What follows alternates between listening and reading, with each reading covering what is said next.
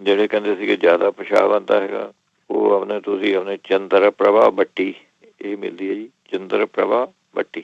ਇਹ 2 ਗੋਲੀਆਂ ਸਵੇਰ ਨੂੰ ਤੇ 2 ਗੋਲੀਆਂ ਸ਼ਾਮ ਨੂੰ ਇਹ ਖਾ ਲਿਆ ਕਰੋ ਜੀ। ਫਿਰ ਇਹਦੇ ਵਿੱਚੋਂ ਤੁਸੀਂ ਲੈ ਸਕਦੇ ਆ ਅਦਰਕ ਤੇ ਥੋੜੀ ਕਾਲੀਆਂ ਮਿਰਚਾਂ, ਇੱਕ ਅਦਰਕ ਦੀ ਗੱਠੀ ਲੈ ਲਓ, 5-4 ਕਾਲੀਆਂ ਮਿਰਚਾਂ ਪਾ ਲਓ, 3-4 ਮਨੱਕੇ ਪਾ ਲਓ, 2-4 ਦਾਣੇ ਪਿਸਤੇ ਦੇ ਪਾ ਲਓ, ਤੇ 1 ਚੁਟਕੀ ਕਾਲਾ ਨੂਣ। ਇਹਦੀ ਚਟਨੀ ਜੀ ਬਣਾ ਕੇ ਇਹ ਤੁਸੀਂ ਖਾਣ ਲੱਗ ਜਾਓ, ਇਹਦੇ ਨਾਲ ਵੀ ਪਿਸ਼ਾਬ ਨੂੰ ਫਰਕ ਪੈਂਦਾ। ਫਿਰ ਮੇਥੀ ਦੀ ਸਬਜ਼ੀ ਤੁਸੀਂ ਬਣਾ ਕੇ ਖਾ ਸਕਦੇ ਹੈਗੇ ਇਹਦੇ ਵਿੱਚ। ਫਿਰ ਸ਼ਾਮ ਨੂੰ ਤੁਸੀਂ ਪਾਲਕ ਦੀ ਸਬਜ਼ੀ ਖਾ ਲਿਆ ਕਰੋ, ਇਹਦੇ ਨਾਲ ਫਿਰ ਰਾਤ ਨੂੰ ਕੰਟਰੋਲ ਰਹਿੰਦਾ ਹੈਗਾ ਬਾਥਰੂਮ।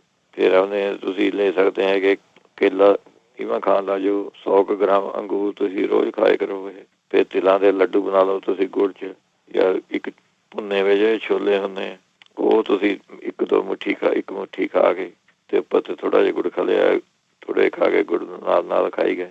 ਇਹ ਵੀ ਵਧੀਆ ਚੀਜ਼ ਹੈਗੀ ਇਹਦੇ ਵਾਸਤੇ। ਫਿਰ ਜ਼ਿਆਦਾ ਪਿਸ਼ਾਬ ਵਾਸਤੇ ਲੈ ਸਕਦੇ ਤੁਸੀਂ ਤਾਜ਼ੇ ਇਹਦਾ ਔਲਿਆਂ ਦਾ ਜੂਸ ਲੈ ਸਕਦੇ ਹੈਗੇ, 4 ਚਮਚੇ ਤੇ 2 ਚਮਚੇ ਵਿੱਚੋਂ ਸ਼ਹਿਦ ਤੇ ਅੱਧਾ ਚਮਚਾ ਹਲਦੀ ਦਾ, ਇਹ ਮਿਲਾ ਕੇ ਤੁਸੀਂ ਖਾ ਸਕਦੇ ਹੈਗੇ। ਫਿਰ ਪੇਰਾਂ ਦਾ ਜੂਸ ਪੀ ਲਿਆ ਕਰੋ, ਇਹ ਵੀ ਠੀਕ ਹੈਗਾ ਇਹਦੇ ਵਾਸਤੇ। ਨਹੀਂ, ਜਿਹੜੇ ਮਸਾਲਿਆਂ ਦੇ ਵਿੱਚੋਂ ਇੱਕ ਜਵੱਤਰੀ ਹੁੰਦੀ ਹੈ ਜੀ, ਜਿੱਥੇ ਸਾਰੇ ਮਸਾਲੇ ਪਏ ਹੁੰਦੇ, ਜੈਫਲ ਜਵੱਤਰੀ, ਉਹ ਜਵੱਤਰੀ ਤੁਸੀਂ ਲੈਣੀ ਹੈਗੀ ਜੀ। ਉਹਦੀ ਤੁਸੀਂ ਅੱਧਾ ਚਮਚਾ ਮਿਸ਼ਰੀ ਦਾ ਦੇਣਾ, ਤੇ ਉਹਦੇ ਵਿੱਚ ਤੁਸੀਂ ਪਾਣੀ ਹੈਗੀ 1 ਚੁਟਕੀ ਜਵੱਤਰੀ ਦੀ, ਜਾਂ ਚਮਚੇ ਦਾ 1/3 ਹਿੱਸਾ ਸਮਝ ਲਓ, 1 ਗ੍ਰਾਮ ਜਵੱਤਰੀ, ਉਹ ਮਿਕਸ ਕਰਕੇ ਉਹਦੇ ਵਿੱਚ ਮਿਸ਼ਰੀ ਤੇ ਜਵੱਤਰੀ ਉਹ ਤੁਸੀਂ ਦੁੱਧ ਨਾਲ ਲੈ ਸਕਦੇ ਹੈਗੇ। ਫਿਰ ਨਹੀਂ ਤਾਂ ਅਨਾਰ ਦੇ ਛਿਲਕੇ ਜਿਹੜੇ ਹੁੰਦੇ ਉਹ ਪੀ ਲਓ ਤੁਸੀਂ, 1 ਚਮਚਾ ਪੀ ਕੇ ਤਾਜ਼ੇ ਪਾਣੀ ਨਾਲ ਤੁਸੀਂ ਉਹ ਲੈ ਸਕਦੇ ਹੈਗੇ। ਸਰੀਰ ਨਾਲ ਜਿਹੜੇ ਕਹਿੰਦੇ ਤੇ ਪਿੱਠ ਦੇ ਵਿੱਚ ਦਰਦ ਜਿਹਾ ਰਹਿੰਦਾ ਹੈਗਾ, ਉਹ ਤੁਸੀਂ ਲੈ ਸਕਦੇ ਹੈਗੇ ਸੁੰਡ, 4 ਕਾਲੀ ਮਿਰਚਾਂ ਤੇ ਹਲਦੀ। ਸੁੰਡ, ਕਾਲੀ ਮਿਰਚ, ਹਲਦੀ, ਇਹ 3 ਚੀਜ਼ਾਂ ਬਰਾਬਰ ਲੈਣੀਆਂ ਹੈਗੀਆਂ। ਇਹਦਾ ਤੁਸੀਂ 1 ਚਮਚਾ ਕੋਸੇ ਪਾਣੀ ਨਾਲ ਲੈ ਲਿਆ ਕਰੋ।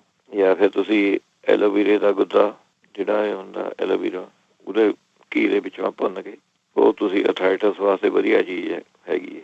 ਜੇ ਤੁਸੀਂ ਲੱਡੂ ਜੇ ਬਣਾਉਣਾ ਮੰਗਦੇ ਤਾਂ ਆਟੇ ਦੇ ਜਿਸ ਤਰ੍ਹਾਂ ਪੰਜੀਰੀ ਬਣਾਉਂਦੇ ਜਿਸ ਤਰ੍ਹਾਂ ਪੰਜੀਰੀ ਬਣਾਉਂਦੇ ਉਸ ਤਰ੍ਹਾਂ ਉਹਦੇ ਵਿੱਚੋਂ ਤੁਸੀਂ ਐਲੋਵੀਰਾ ਪਾ ਲਓ। 20 ਗ੍ਰਾਮ ਦੇ ਤਕਰੀਬਨ ਛੋਟੇ ਲੱਡੂ ਜੇ ਬਣਾ ਲਓ, ਉਹ ਖਾ ਲਿਆ ਕਰੋ। ਜੇ ਨਹੀਂ ਖਾ ਹੁੰਦਾ ਤਾਂ ਪੰਜੀਰੀ ਦੇ ਵਿੱਚੋਂ ਤੁਸੀਂ ਪਾ ਕੇ ਲੱਡੂ ਜੇ ਵੱਟ ਲਓ। ਫਿਰ ਇਹਦੇ ਵਿੱਚੋਂ ਤੁਸੀਂ ਪਿੱਠ ਦੇ ਦਰਦ ਵਾਸਤੇ ਲੈ ਸਕਦੇ ਹੈਗੇ 10 ਗ੍ਰਾਮ ਖਸਖਸ ਤੇ 10 ਗ੍ਰਾਮ ਵਿੱਚੋਂ ਕਾਲੀ ਮਿਰਚਾਂ, ਇਹ ਮਿਕਸ ਕਰਕੇ 1 ਚਮਚਾ ਤੁਸੀਂ ਦੁੱਧ ਨਾਲ ਲੈ ਲਿਆ ਕਰੋ।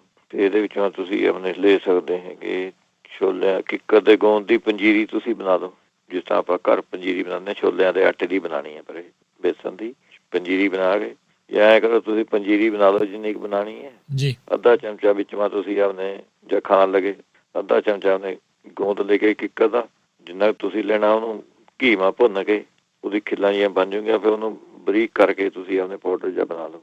ਜੇ ਪੰਜੀਰੀ ਦੇ ਵਿੱਚੋਂ ਤੁਸੀਂ ਅੱਧਾ ਚਮਚਾ ਤੁਸੀਂ ਪਾ ਕੇ ਖਾ ਲਿਆ ਕਰੋ। ਇਹ ਸਾਰਿਆਂ ਦਾ ਸੌਖਾ ਤਰੀਕਾ ਹੈਗਾ।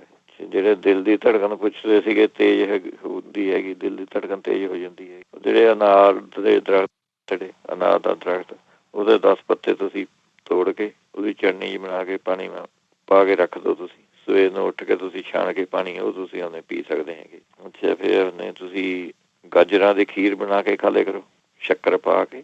ਇਹ ਗਲੇ ਥਾਰੇ ਖੂਨ ਦੀ ਕਮੀ ਵੀ ਪੂਰੀ ਹੋ ਜੂਗੀ, ਗਲੇ ਦਿਲ ਦੀ ਧੜਕਣ ਵੀ ਠੀਕ ਹੋ ਜੂਗੀ ਥਾਰੇ।